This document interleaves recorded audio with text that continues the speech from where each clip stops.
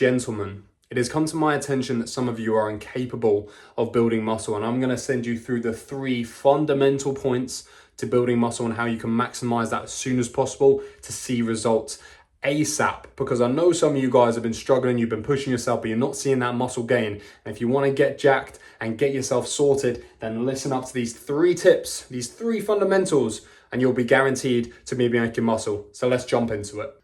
And number 1 is going to be use rep ranges. See, the issue with most people when they go into the gym, they think 3 sets of 10 is the perfect amount to do. And the 3 sets is very good because that's a good amount of volume to do per exercise. But the 10 reps is where the issue comes into play when it comes to properly progressively overloading.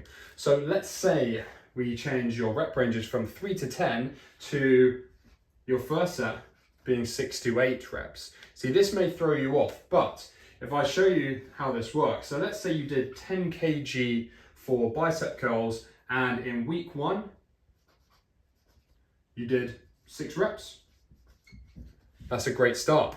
Then as you go into week 2, you come back again and you do 10 kg again, but you now do 7 reps. That's perfect because we have progressively overloaded by 1 rep, which is going to be good because it's pushing your muscle to a greater extent and you're getting stronger. Then we go on to week 3 and you do 8 reps. Perfect, we have progressively overloaded again, and now we have hit the top goal of our rep range, which is 8. And now what we'll do in week 4 is we will go back to the 6 reps, but we will actually increase the weight to 12 kg.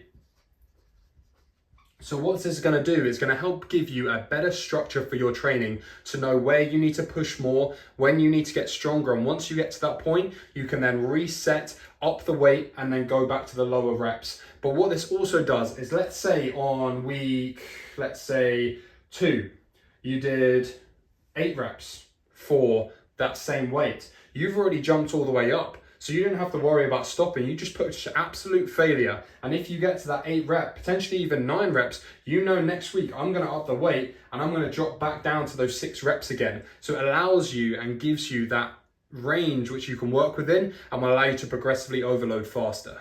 Number 2 is going to be train to failure. See, a lot of people go just like they were linking back to the first point, doing 3 times 10 reps. And that is all and well, but a lot of people, when they get to those 10 reps, think they should stop. But what if you had 3 extra reps in the tank, which would allow your body to progress even faster? I'm going to show you when it comes to running. So let's say you wanted to go from 0 to 10 kilometers. You wanted to start running 10 kilometers, and right now you can run 5 kilometers because you've been working all the way up. But all of this is all new territory for you. And you want to get from the 5 to the 10, but you keep running 2K, 3K, 4K. That is not getting you any closer to that 10 kilometer goal. So what you need to do in running, as just like I've learned again and again and again with the marathon training that I've been doing, you have to then push beyond that point and get better at running those longer distances.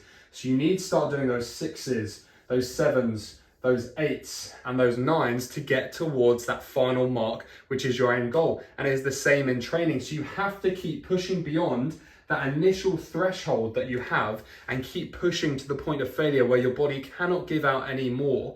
And that is going to make you and give you the platform to then build off of, because then when you rest, you've got more muscle tears within the muscle, which when you then put that with protein and calories and everything like this, then it's going to allow you to rebuild the muscle even faster. But if you're not pushing past this threshold point, then you're not going to gain any more muscle because the body sees no reason to do so. And number 3 is going to be nail your diet. See, this is going to be different for everyone, and you can use an online calculator to work this out. But the main scheme of it is hitting your protein goals, and that's going to be the first one. And what we've got to do here is you've got to do 1 gram per pound of body weight. Then if you have to do that in kilos, just for the ease of the UK population, then you do 2.2 grams per kilo of body weight. See, this is going to be different for everyone, but you can calculate that and find your amount of protein you should be eating per day to hit your protein goals. And this is going to be quite shocking if you are very much at the start of your journey, because it's a lot of protein to have compared to the average person. I believe then the average adult should be having about 50 grams of protein just for survival instincts only. Like, that's the absolute governmental basics. But if you're looking to build muscle and you're training a lot, then this amount of protein is going to be very important. Applying this to myself, I'm 200 pounds or 92 kilos. I'd have 200 grams of protein per day.